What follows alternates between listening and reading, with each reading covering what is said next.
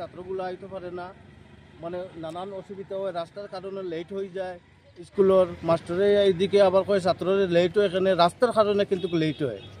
হ্যাঁ, এরপরে আমরা এইদিকে মহিলাগুলা ডেলিভারি রাস্তা রয়ে যায় রাস্তার কারণে, মানে এটা নিয়ে মানে সাব সেন্টারও পৌঁছাইতে পারে না, বুঝছো নি। আমি মানে আমরা হিমন্ত বিশ্ব শর্মা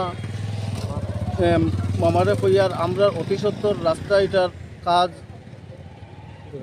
দৌড়ার লাগে। শিলচর যে রাস্তা, এই রাস্তার বেহাল অবস্থা দীর্ঘ 5-6 বছর এরকম হয়ে যাবে। এই যে সরকার এই আমাদের রাস্তার জন্য কোনো পদক্ষেপ নিচ্ছে না, তাই আমি সরকারের কাছে এবং বিশেষ অনুরোধ রাখি যে এই যত সম্ভব তাড়াতাড়ি এই রাস্তার মেরামতি করার জন্য।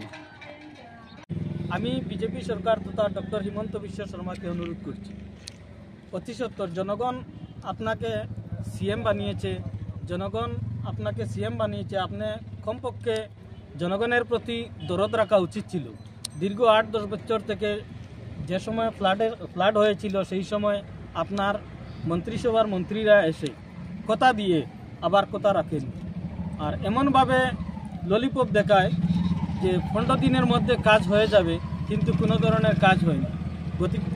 তাই আমরা কাটিগড়া তথা কাছাড়ের যুব কংগ্রেস থেকে আমরা 1 সপ্তাহের সময়সীমা দিয়ে মিডিয়ার মাধ্যমে সরকারকে জানিয়ে দিতে চাই, যদি 1 সপ্তাহের মধ্যে যদি কাজে হাত দেওয়া না হয়, তে আমরা গণতান্ত্রিক পদ্ধতিতে আমরা প্রতিবাদে নামতে বাধ্য